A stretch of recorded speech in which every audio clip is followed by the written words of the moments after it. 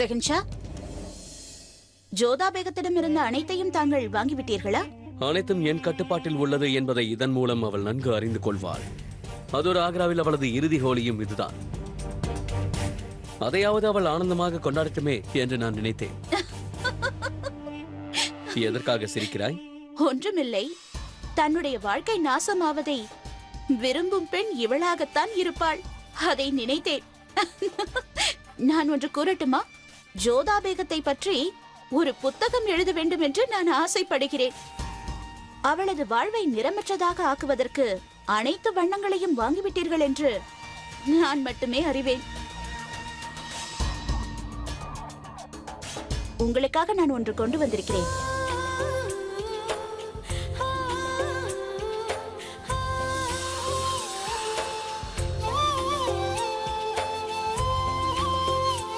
நான் செல்வதற்கு எனக்கு அனுமதி கொடு.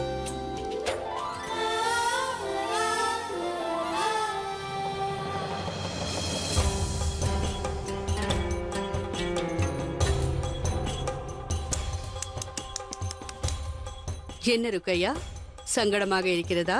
ஷெஹன்ஷா ஜோதாவின் கடையை முழுமையாக காலி செய்து விட்டார். ஆனால் உங்கள் கூடாரம் அப்படியே இருக்கிறதே. இந்த ராஜ்யத்தில் நான் தனித்துவம் வாய்ந்தவள். எனது பொருளை வாங்குவது சுலபம் அல்ல. ஓ, இந்த வண்ணங்களை பற்றி கேட்கிறீர்களா? அவளது வாழ்க்கையே வண்ணமற்றதாக மாறப்போகிறது. அவளிடம் இருந்த வண்ணப்பொடிகளை வாங்கியதில் எனக்கு எந்த ஆட்சேபனையும் இல்லை.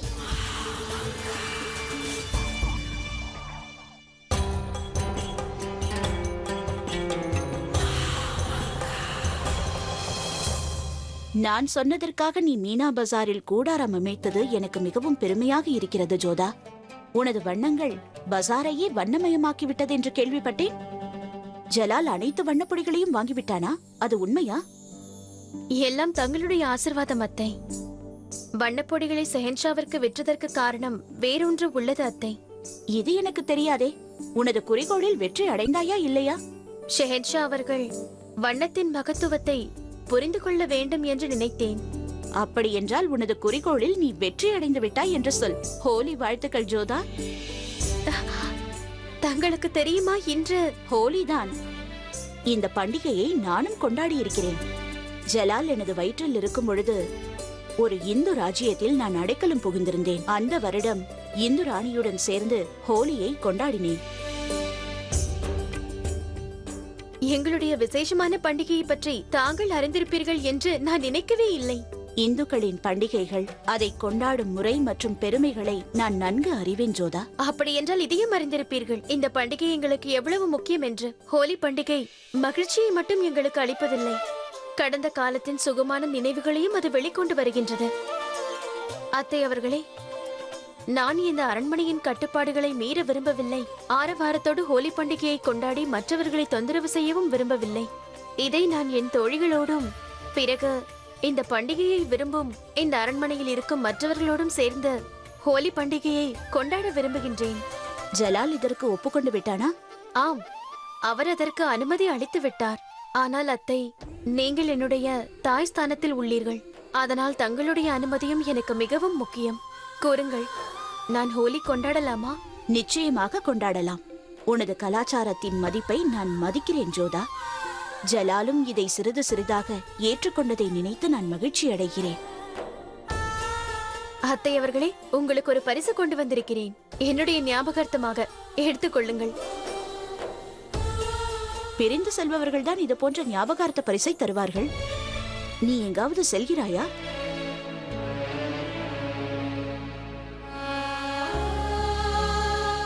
எப்படி தன் குழந்தைகளுக்கு பெற்றோர்கள் ஆசிர்வாதம் செய்ய நேரம் காலம் தேவையில்லையோ, அதே போல்தான் குழந்தைகளுக்கும் பெரியவர்களுக்கும் பரிசு அளிப்பதற்கு எந்த காரணமும் தேவையில்லை. அதனால் தங்களுக்கு இந்த பரிசை கொண்டு வந்தேன். நீ அளிக்கும் எந்த பரிசும் எனக்கு விலையுயர்ந்தது ஜோதா. இந்த பரிசை நான் மிகவும் பாதுகாப்பாக வைத்துக் கொள்வேன்.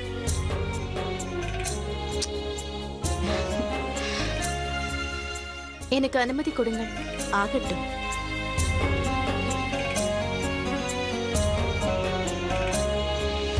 என்ன நினைத்துக் கொண்டிருக்கிறீர்கள்? உங்கள் மதத்தில் ஒருவள் ராணியாக வந்திருப்பதால் உங்கள் தலையெழுத்து மாறிவிட்டதாக நினைக்கிறீர்களா? ஒரு விஷயத்தை நன்றாக கேட்டுக்கொள்ளுங்கள். நீங்கள் ஆக்ராவில் உள்ளீர்கள், இந்த சாம்ராஜ்யத்தில் பணிபுரிகிறீர்கள். உங்கள் கலாச்சாரம் என்ன, நீங்கள் எந்த மதத்தை சேர்ந்தவர்கள், இதை பற்றியெல்லாம் எனக்கு கவலை இல்லை. நான் கூறுவது புரிகிறதா? நீங்கள் அனைவரும் இதுவரை எவ்வாறு வேலை செய்தீர்களோ அதே போல் செய்ய வேண்டும். உங்களுக்கு நான் மறுபடியும் நினைவுபடுத்துகிறேன், நீங்கள் அனைவரும் இந்த முகலாய சாம்ராஜ்யத்தில் வேலை செய்வதற்கே வைத்துள்ளோமே தவிர பண்டிகை கொண்டாடுவதற்கு அல்ல. என் கட்டளையை மீற யாராவது முயற்சித்தீர்கள் என்றால் என்ன தண்டனை கிடைக்கும் என்று உங்கள் அனைவருக்கும் நன்றாக தெரியும். அனைவரும் சென்று வேலையை பாருங்கள்.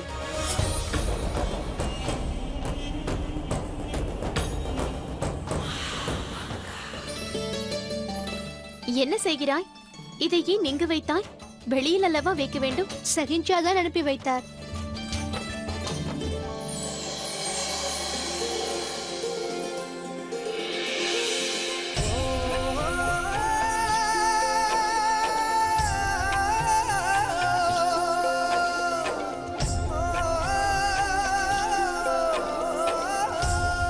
நாம் அனைவரும் சேர்ந்து இவ்வாறு ஹோலி கொண்டாடுவது ஆனந்தமாக உள்ளது. சரிதானே சுஜாமல் அண்ணா?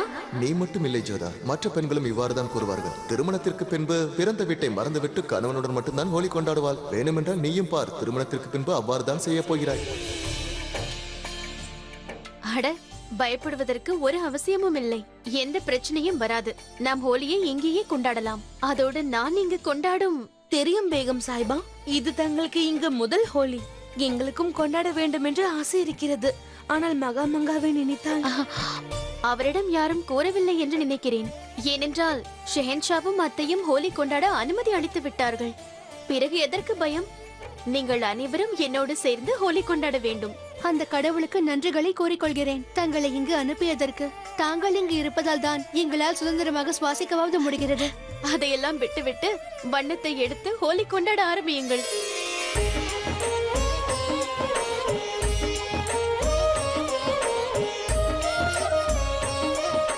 ரேவா,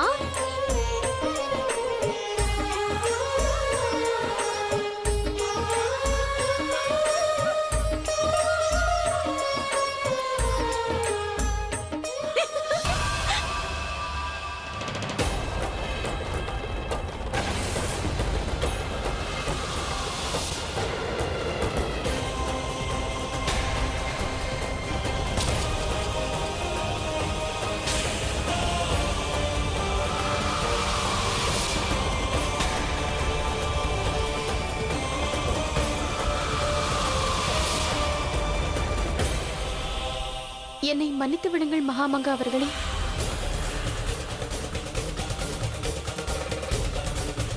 நான் ஒன்றும் வேண்டுமென்றதே.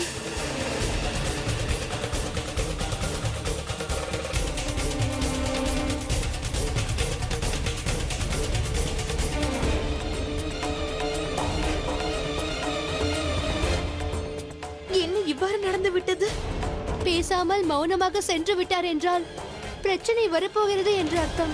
புயலுக்கு முன் இயற்கை அமைதியாக இருக்குமே, அது போன்றதாகும். நான் வேண்டுமென்று செய்யவில்லையே. இப்பொழுது நான் என்ன செய்வது? ஒன்றும் விளங்கவில்லை.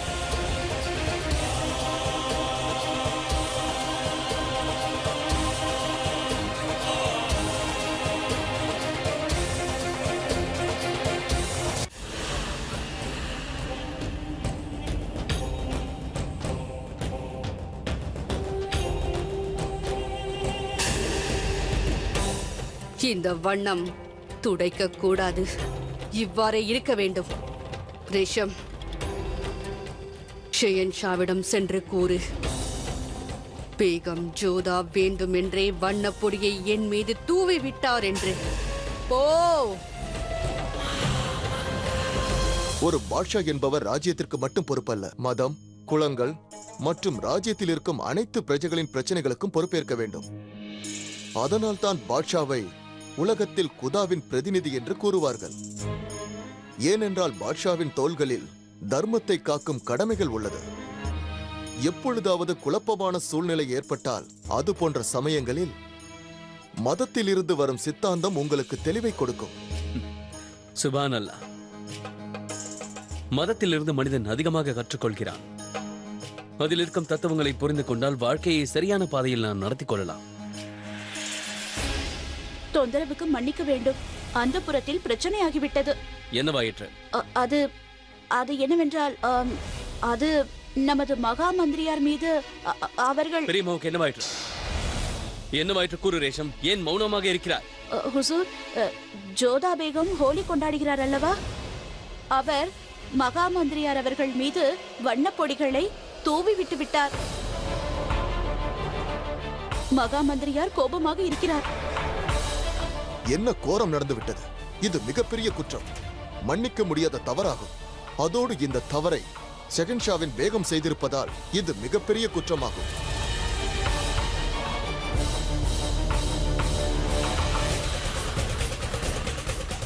பெரியம்மா,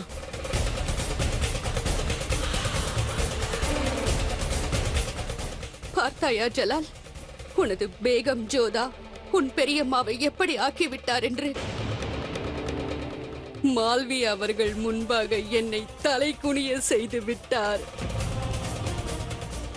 பேகம் ஜோதாவை நிக்கா செய்யும் பொழுது அவரின் மத பழக்க வழக்கத்தை பின்பற்றலாம் என்று நீங்கள் அனுமதித்தீர்கள். அதற்காக நம்முடைய பழக்க வழக்கத்தை அவமானப்படுத்துவது எவ்வாறு முறையாகும்? கூறுங்கள் ஜலால். நான் ஜோதா பேகத்தை ஹோலி கொண்டாட அனுமதித்தேன். ஆனால் அவர்களிடம் மற்றவர்களுக்கு எந்த பாதிப்பும் வரக்கூடாது என்று கூறினேன். ஜோதா பேகம் அவரின் இடத்தில் கொண்டாடி இருக்கலாம். இவ்வாறு அந்த புறத்தின் தோட்டமான பொது இடத்தில் கொண்டாடக்கூடாது. ஜலால், என்னுடைய கணவர் இயற்கை எய்திய பிறகு வண்ணங்களின் அருகில் செல்லக்கூடாது என்று முடிவெடுத்தேன். தங்களுடைய ஜோதா பேகம் என் உணர்வோடு விளையாடி விட்டார். அதை காயப்படுத்தி விட்டார். தங்களுக்கு இது தெரியாது, ஆனால் தங்களுடைய ஜோதா பேகம் இதை வேண்டும் என்றே தான் செய்தார். தெரிந்தோ தெரியாமலோ நான் இத்தனை வருடம் கடைபிடித்த சம்பிரதாயத்தின் மீது சேற்றை வாரி இறைத்து விட்டார். நான் இந்த ராஜ்யத்தில் ஒரு பதவி வகிப்பதால் தான் இன்னும் உயிரோடு இருக்கிறேன். இல்லை என்றால் உன் பெரியம்மா இந்த சம்பவம் நடந்த பொழுதே இறந்திருப்பாள். ஜலால், இறந்திருப்பாள். என்னுடைய உயிரை எடுத்து விடு ஜலால். உன்னுடைய பேகம் ஜோதா என்னை உயிரோடு கொன்று விட்டார். உயிரோடு என்னை கொன்று விட்டார். மகா மங்கா சரியாகத்தான் கூறுகிறார் ஷெஹன்ஷா. வண்ணப் பொடிகளை தூவி இவரது ஆடைகளை இப்படி களங்கப்படுத்தியது மிகப்பெரிய குற்றமாகும். இதை மன்னிக்க முடியாது.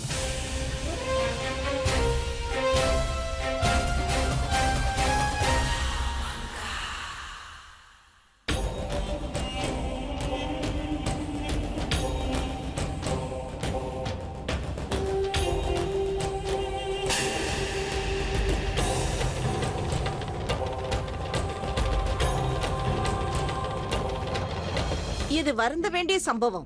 இவ்வாறு வண்ணப்பொடிகளை தூவுவது நமது கலாச்சாரத்திற்கு புறம்பானது, மிகவும் தவறு. ஜோதா பேகம் இதை வேண்டுமென்றே செய்திருப்பாள் என்று எனக்கு தோன்றவில்லை. நீங்கள் சொல்வது உண்மையாக இருக்கலாம், ஆனால் தவறு நடந்து விட்டதல்லவா? ஒப்புக்கொள்கிறேன். அவள் குற்றமற்றவளாக இருந்தாலும் தற்பொழுது குற்றவாளியாகத்தான் இருக்கிறாள்.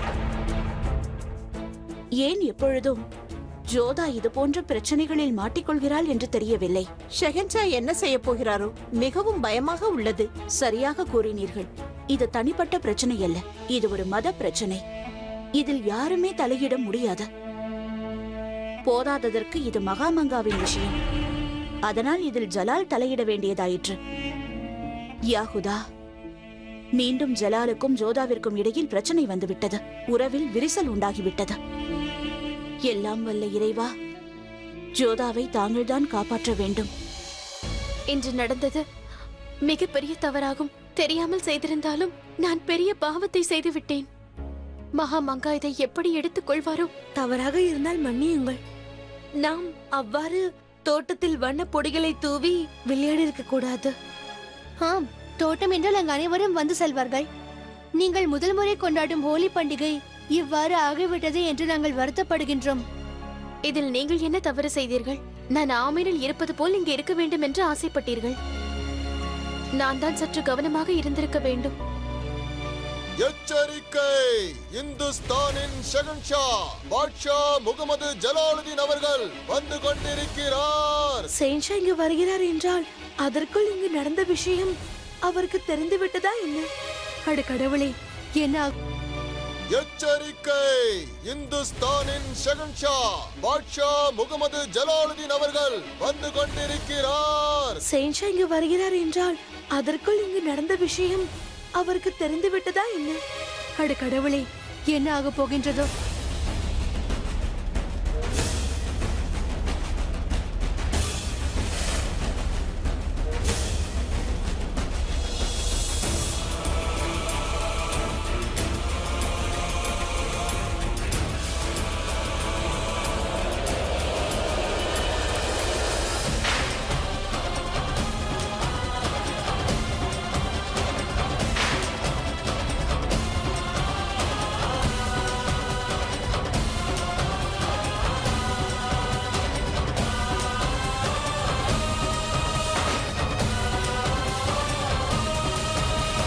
வண்ணங்களோடு விளையாடுவது தங்களுக்கு மிகவும் பிடிக்கும் அல்லவா? சென்று விளையாடுங்கள். இங்கு முழுவதும் நான் பொடிகளை தூவி இருக்கிறேன். இதுவரை ஆக்ராவில் யாரும் தீபாவளியோ ஹோலியையோ கொண்டாடியதே இல்லை. நானும் எனது பேகங்களுக்கு இதை கொண்டாட அனுமதி அளித்ததில்லை. நீங்கள் செல்லவிருப்பதற்காக தங்களுக்கு பரிசளிக்கும் விதமாகத்தான் நான் உங்களுக்கு அனுமதி கொடுத்தேன். அது மட்டுமல்ல, உங்கள் உணர்வுகளுக்கும் நான் மரியாதை அளித்தேன். அதே போல் நீங்களும் மற்றவர்களின் உணர்வுகளையும் கலாச்சாரத்தையும் மதிப்பீர்கள் என்றுதான் நான் நினைத்தேன். ஆனால் நீங்கள் செய்தது என்ன? நீங்கள் எங்கள் மதத்தையும் உணர்வையும் காயப்படுத்தி விட்டீர்கள். ஜோதா பேகம், இதுவரை யாரும் இது போன்ற ஒரு குற்றத்தை செய்ததில்லை. நீங்கள் எந்த ஒரு பரிசும் பெறுவதற்கு தகுதி இல்லாதவர்கள். ஏனென்றால் ஒவ்வொரு முறையும் என்னை அவமானப்படுத்தி ஏதோ ஒன்று செய்கிறீர்கள். நான் இதை வேண்டுமென்று செய்யவில்லை. ஒவ்வொரு முறையும் இதே போன்று ஏதோ ஒரு சாக்கை சொல்லி தாங்கள் தப்பிக்க முயற்சிக்கிறீர்கள். நீங்கள் என் பெரியம்மாவிடம் மட்டுமல்ல, எங்கள் கலாச்சாரத்தோடும் விளையாடி விட்டீர்கள்.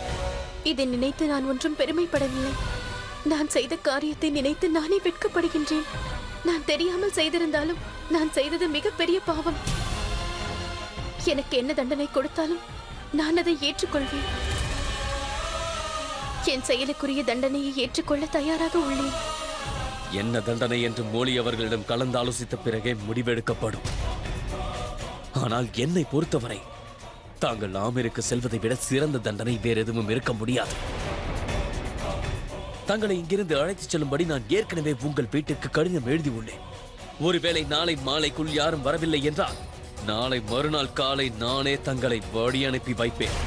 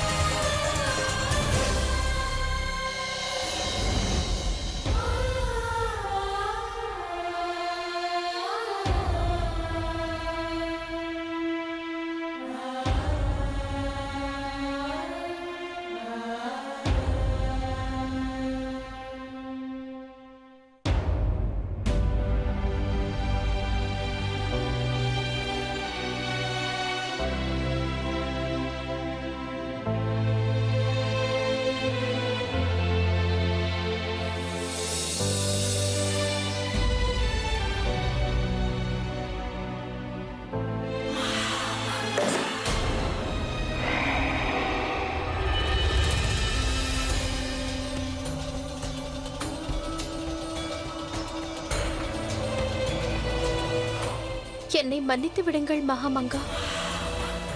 உங்கள் மதத்தை அவமதிக்க வேண்டும் என்று நான் நினைத்ததே இல்லை. நடந்தது உங்களுடைய தந்தையாருக்கு தெரிந்தால் அவர் உங்களை மன்னிப்பாரா? இல்லை, இது போன்ற தவறுக்கு அவர் என்னை எப்பொழுதும் மன்னிக்க மாட்டார். அவர் என்ன தண்டனை வழங்கினாலும் அதை நான் ஏற்றுக்கொள்வேன். மிகவும் அருமை. உங்கள் தாயார் இங்கு வந்திருக்கிறார். உங்கள் தாயாராகிய மகாராணி மைனாவதி அவர்கள் உங்களுக்கான தண்டனையை அனைவரின் முன்பாக வழங்குவார். என்ன நடந்தது தங்களுக்கு தெரியாதா என்ன? உங்கள் தாயார் ஆக்ரா வந்திருக்கிறார். கவலைப்படாதீர்கள். விருந்தினர் உபசரிப்பில் எந்த பாதிப்பும் வராமல் நான் பார்த்துக் கொள்கிறேன். என் தாயாரா? தனியாக வந்துள்ளாரா? ஷெஹன்ஷா செய்தி அனுப்பினால் யாராவது வர வேண்டும் அல்லவா? எனக்கு ஒன்று மட்டும் புரியவில்லை பேகம் ஜோதா. உங்களுக்கு எவ்வாறு தெரியவில்லை, அதாவது எங்களுடைய சாஸ்திர சம்பிரதாயங்கள் விளங்கவில்லையோ அதே போல எனக்கு தங்களுடைய கட்டுப்பாடுகள் விளங்கவில்லை. தன் மகனின் புகுந்த வீட்டிற்கு யாரும் வரமாட்டார்கள் அல்லவா? வந்தாலும் எதுவும் உண்ண மாட்டார்கள். ஆனால் இன்று பாருங்கள், உங்கள் தாயார் தன் மகளை புகுந்த வீட்டிலிருந்து அழைத்துச் செல்வதற்காக வந்திருக்கிறார். மற்றவர்கள் மீது வண்ணப்பொடியை தூவுவதற்கு உங்களுக்கு பிடிக்கும் அல்லவா? ஆனால் இன்று ஷெஹன்ஷா உங்களை உங்கள் தாயின் முன்பு இன்று நிறமற்றவளாக ஆக்கப் போகிறார்.